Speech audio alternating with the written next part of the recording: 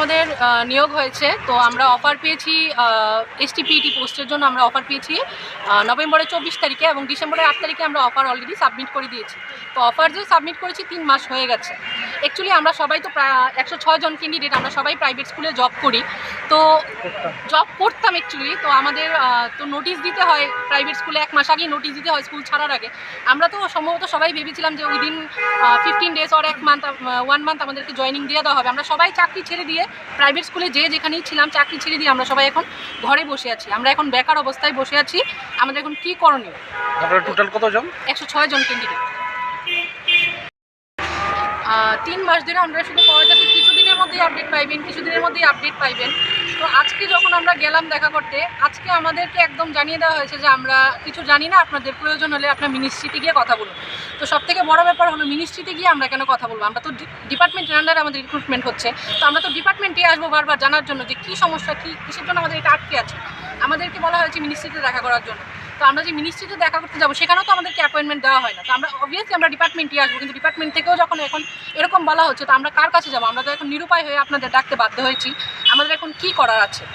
আপনাদের মাধ্যমে যদি সিএম স্যার সেই জিনিসটা জানেন যে হ্যাঁ আমাদের নভেম্বরের 24 তারিখে উনি অফার দিয়েছিলেন, কিন্তু এখন পর্যন্ত আমাদের জয়েনিং হয়নি। যেখানে সুপ্রিম কোর্টের স্টে অর্ডার সেটা গত মাসের 20 তারিখে দেওয়া হয়েছিল, 15 দিন পেরিয়ে গেছে। স্টে অর্ডার পাওয়ার পরেও আমরা এসে দেখা করেছি, বলেছে যে হ্যাঁ আমরা চেষ্টা করছি, উইদিন এ উইক আমরা দিয়ে দেবো। কিন্তু 15 দিন পার হয়ে যাওয়ার পরে আমাদের কোনো রেসপন্স ওদের থেকে আমরা পাচ্ছি না। তার জন্যই আপনাদের সঙ্গে আমরা একটু দেখা করতে চাইছি আর কি। ব্যাপারটা হলো আমরা on behalf of physical education যে ডিপার্টমেন্টে যে 106 জন যে টিচার রিক্রুট করা হয়েছিল, হয়তোবা খবরটা আপনারা সবাই জানেন। তো ব্যাপারটা হলো আজকে আমরা মেইন যে মোটো হলো আজকে আমরা গেট টুগেদার হওয়ার একটাই মোটো ছিল যে আমরা জিনিসটা জানতাম যে 3 মাস হয়ে গেছে আমরা অ্যাপয়েন্টমেন্ট লেটার আমরা সাবমিট করা হয়েছে ডিপার্টমেন্টে, বাট স্টিল এখন পর্যন্ত কোনো আমরা জয়েনিং নিয়ে কোনো আপডেট আমরা পাইতেছি না। আমরা দপ্তর তরফ থেকে আমরা বারবার আমরার মধ্যে বিগত 3 মাস ধরে কন্টিনিউয়াসলি তাদের কাছে আমরা আইতেছি যে আমরা জানতাম যে কবে আমরা জয়েনিং দেবো, বাট স্টিল আমরা কোনো আপডেট পাই না। তারা একটাই কথা কয় যে পজিটিভ আছে, অ্যাপ্রুভাল দরকার, হেড থেকে অ্যাপ্রুভাল দরকার, হেড থেকে অ্যাপ্রুভাল, স্টিল এখনও পর্যন্ত আমরা কোনো উত্তর পাইতেছি না যে জিনিসটার লেগে আমরা আইছি।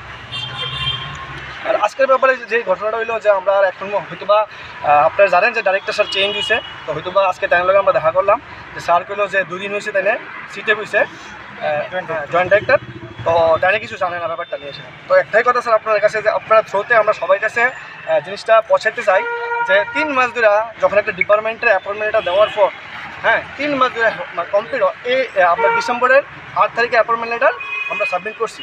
স্টে অর্ডার করে দিই, বাট ওইটাই এখন ব্যাপারটা হলো যে আপনারা সবাই জানেন যে আমরা হাইকোর্টের একটা যে রাইড আসছিল যে স্টে অর্ডার ছাড়া দিতে পারতো না। এখন সুপ্রিম কোর্টের যখন স্টে অর্ডার আসছে হওয়ার পরও তারা জানি না কোন জায়গায় কী প্রবলেম হয়ে রয়েছে, বাট ওইটাই আমরা প্রবলেম যে আপনার ছোটো আমরা সবার কাছে একটা নিউজ পৌঁছাতে চাই যে কবে আমার কাছে ওই নিউজটা আইব বা ওই আপডেটটা আইব যে আমরা জয়েনিংয়ের ব্যাপারটা নিয়ে সেটা আমরা জয়েন করতে পারবো।